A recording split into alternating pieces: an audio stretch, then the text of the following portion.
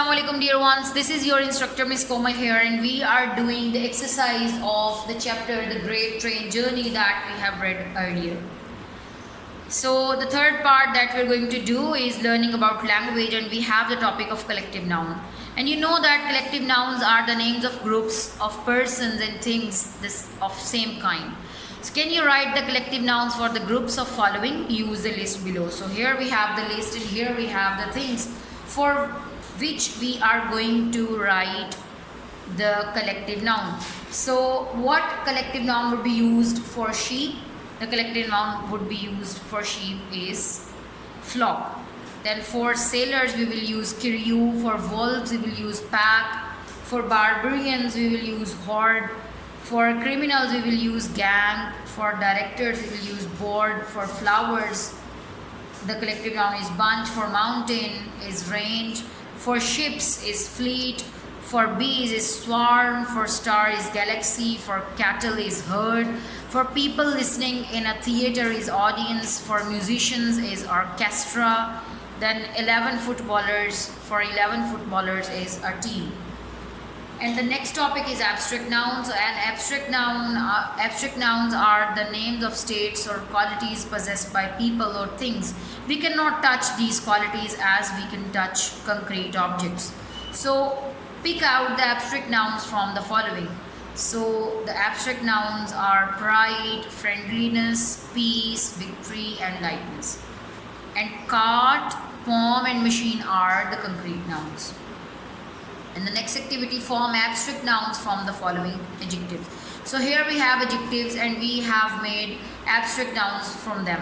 Like from free we have made the abstract noun of freedom, from thin we have made thinness, from sweet we have made sweetness. So you can read the remaining on your own.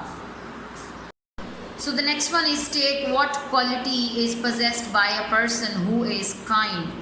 The quality is kindness. Who is tidy, the quality is tidiness. Who is helpful, the quality is helpfulness. Who is lazy, the quality is laziness. So you can read from here the qualities that these person have. And the next topic is verbs. So the verbs are words which tell about actions or states of for being. We pick out the verbs in the following sentences. So here I have picked up all the verbs for you in the sentences, like run to the shop and buy me a box of matches. So run and buy are the verbs. Then the children in the crowd shouted and cheered. Shouted and cheered are the verbs. So you can read the remaining verbs on your own. Remember that quite often we use more than one word to form a verb. For example, is drinking, was drinking, had drunk. So the main verb is drinking and drunk, but here we have the helping verbs with them to make the accurate tense. And here we have the section of listening and speaking that you're going to on your own. The first one is read this list from of words aloud. That is pet, pat, met, mat, head, had, bed and bad, men and man, ten and tan, then bet and bad, then set and set. And you can notice that with the difference of a letter, a single letter, how the sound gets changed. Listen to the words, write them down as you hear them. So you can make them individually, you can make the column, and you can write the same sounded words in column A and then in column B. And here we have the last section of composition. What is it? Write a brief description of each of the two main characters in the story. In your first paragraph, describe their physical appearance. You may have to use your imagination. In the second paragraph, describe the personality, the way they behave and think. So this is your own, your creative activity, and you are going to compose these paragraphs on your own. So the next thing that we are going to do along with the exercise is our new poem, that is The Echoing Green, written by William Blake. So first of all, let's have some information about the poem The Echoing Green. The poem is written by William Blake and was published in Songs of Innocence, the book by William Blake in 1789. The poem talks about merry sounds and images which accompany the children playing outdoors. Then an old man happily remembers when he enjoyed playing with his friends during his own childhood.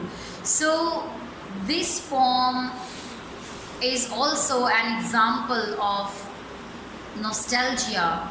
And nostalgia means to remember your past, to think about your past, to go in your past in your imagination, in your thoughts. So the mode of the poem is nostalgic, you can say. As old man happily remembers when he enjoyed playing with his friends during his own childhood. The last stanza depicts the little ones being weary when the sun has descended and going to their mother to rest after playing many games. So let's start reading the poem. The echoing green. The sun does arise and make happy the skies. The merry bells ring to welcome the spring. The scale lark and thrush, the birds of the bush, sing louder around to the bell's cheerful sound, while our sports shall be seen on the echoing green.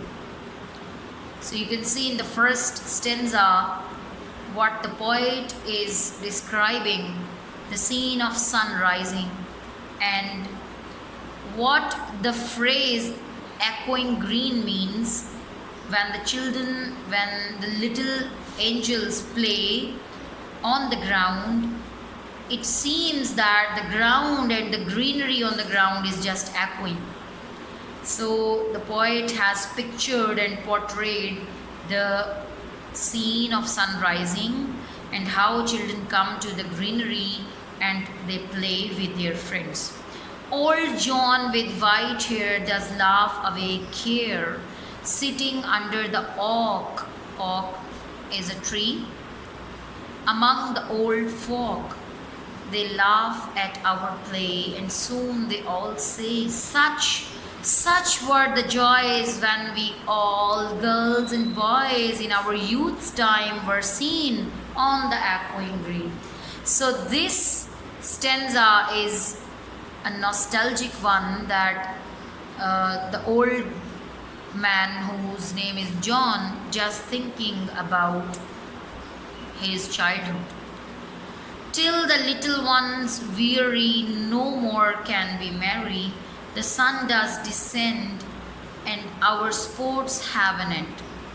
Round the laps of their mothers, many sisters and brothers, like birds in their nest, are ready for the rest, and sport no more seen on echoing green.